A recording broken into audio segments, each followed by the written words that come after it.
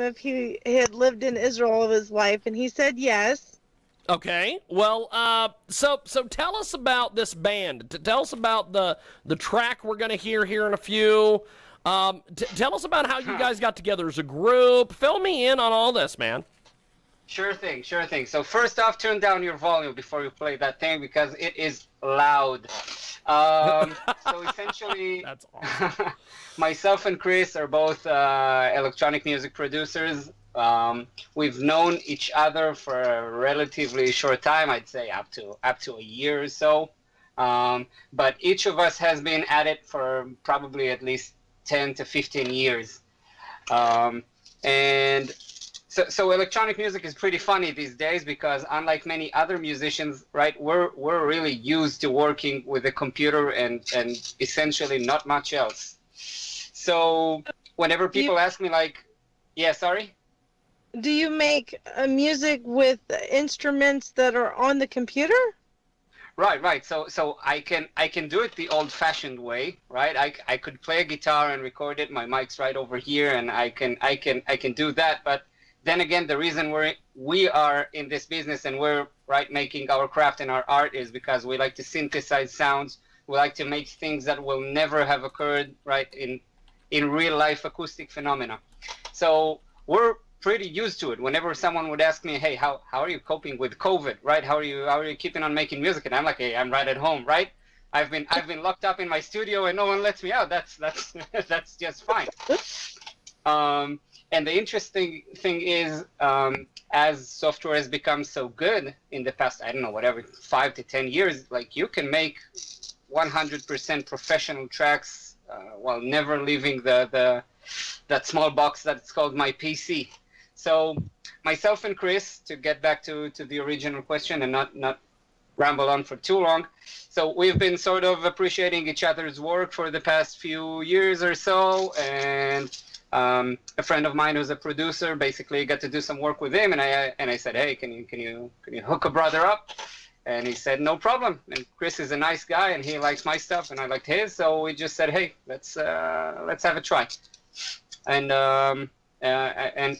the first result is, I guess, the Angelcy, which is our new single that you will be playing to your poor captive audience. We have got a great guest with us today. He joins us live here in our broadcast. And so what is the music scene like where you guys are from? So it's very different.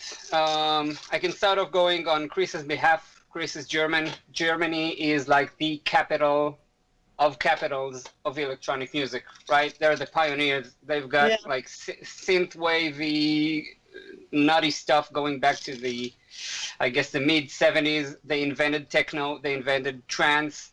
They invented so many other genres of electronic music. So I guess Chris would easily have to say that the scene is alive and kicking, and new genres are being created like by the year, right? Like today I can say, hey, I'm an EDM producer, and everyone will know what that means. That's essentially something that would not have existed like 5 years ago. Dubstep, drum and bass, genres that have really become like super popular and well known.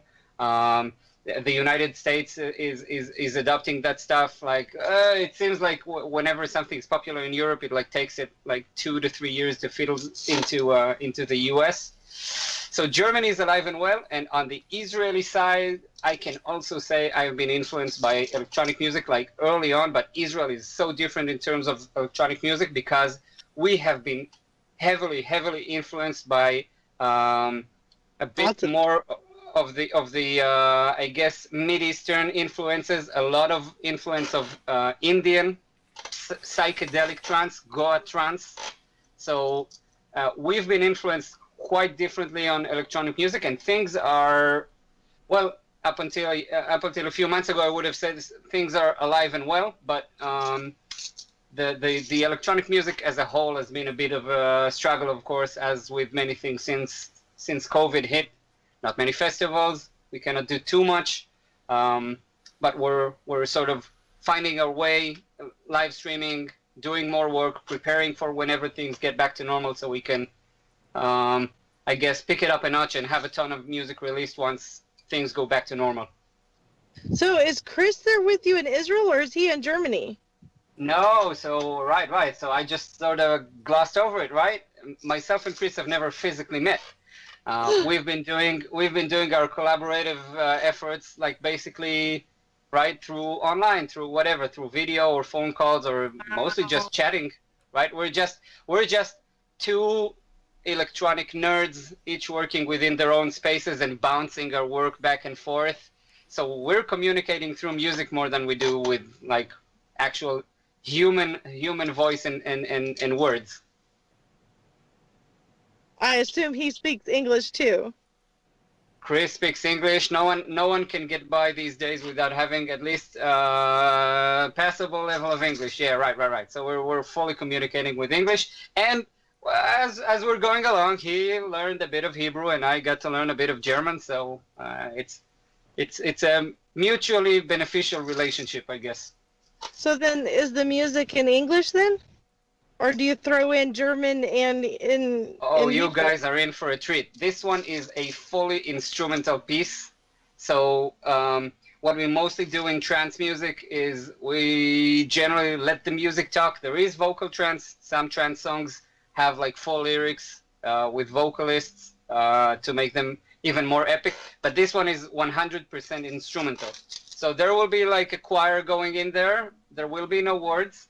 But for the most part, this type of music is all about the big epic synths, which are essentially covering up for the fact that no one's singing. So we let the heavy synth work do the heavy lifting of the entire track, and there is a very dominant melody, which essentially is meant to put you in a trance, and that's the whole premise of our genre. So how many different musical instruments are in it? Ooh, so this is a bit nutty, but if you were to count, right? So if you were to make say a rock album, and you were to count the number of tracks that are in there, so we would have a cheeky acoustic guitar, and the bass player will have one or two tracks, and we might have like 5 to 7 microphones recording the lead vocalist and maybe the backing vocalist, and one of them in the corner recording some of the drums. If you were to sum all of that up, you'd probably have anywhere between 20 to 40 tracks on a traditional rock album. Wow. This track, being an electronic track, where we are once again not limited by any traditional, I guess, limitations. We have a computer; it's very strong. We can squeeze in as much as we want. This one should have anywhere between, as far as I recall, probably 70 to 90 tracks. So there will be a few synthesizers sprinkled in. There will be a lot of drums. There is heavy bass elements, and there are a lot of sound effects, right? If you want to be making spacey music, you want to disorientate your audience, you're going to be using like a lot of strange noises, and you're going to be manipulating them in 100 different ways so that they have heavy stereo and reverberation and airplane sound effects, whatever, right? So there are like a ton of those in there. So you can find 70, 80 tracks in there. Good luck keeping track of all of those. No. So, how did you get interested in this form of music? Ooh, that's a great question, because whenever you would ask someone who's reached like the age of 25 to 40, right, real trance fans today, there are people as old as 50 or 60, they would usually point you to some first hit, some first track which you've heard for the first time, right? So there was my life before I heard trance music, which was, right, I like Backstreet Boys and I like a few local rock groups and whatever, but then suddenly for the first time I heard like the heavy synth hit me, and I remember it was a very famous German band called Scooter. At least they're famous. Have you guys heard of them? I think my son listens to him. Right. So they're still active today, surprisingly. I don't listen to them that much, but they are still around. And so that hit me when I was around 5th grade, I think, or something of the sort. And I was instantly hooked. But electronic music is always a bit of a sideshow, right? I mean, in some regions right now it's very popular, but back in the day, like if you were exposed to that kind of stuff and you started liking it, you always find yourself a bit in the corner, right? When everyone is listening to whatever's on the radio. And that also gives you like a form of escape, I guess, because you can find yourself listening to something that no one else right around you has ever heard, and you're understanding it in a way that no one else has. So that has its charm. But over the years, as you learn to like let your friends know a bit about it, and you find your trance buddies, it's really a sort of a community feel. Much like I would guess someone who's into like heavy metal music, right? There's this time when you start reaching out on the internet and finding like-minded people. So it has that sort of a charm. So you said you listen to a lot of the local artists. Have you ever heard of Nissan Black? Nice and Black? Nissan. Oh, Nissim Black. Yeah. I don't think I have. What kind of music does he make? He's in Israel. Nissim Black. Well, you're putting me on the spot. I will have to get educated. I will have to get educated. Hip hop, gangsta, Hebrew rap. Oh God, I'm such an old fart. I should have stated that I stopped listening to a lot of contemporary music, I guess, a while ago. Once I really gotten into my genre, and I'm like, whenever I need to listen to new music, it's like a project. It's like, hey, I need to have something flow into my brain, except whatever it is that I'm doing. But I've become I ran really like I'm outdated as hell. If you would ask me for a contemporary hip hop hit from Israel, I would cite something from 1999, I guess. That's like how authors will have to read a book or listen to a book to get back going again. It sounds like musicians do the same thing. Yeah, 100%. And I mean, it's such, right? Your head is such an echo chamber, right? If you're busy making whatever it is flying in your head all the time, you're never gonna innovate, right? You might be 100% original because you're not influenced by the outside world, but you remain box, right? Yep. So I would often listen to classical music when I need to get new ideas. If I think if my theory is getting stale, or if I need to come up with new melodies, classical music is great. And I would often listen to some dubstep music when I really need to. I find it really refreshing to listen to such aggressive music, right?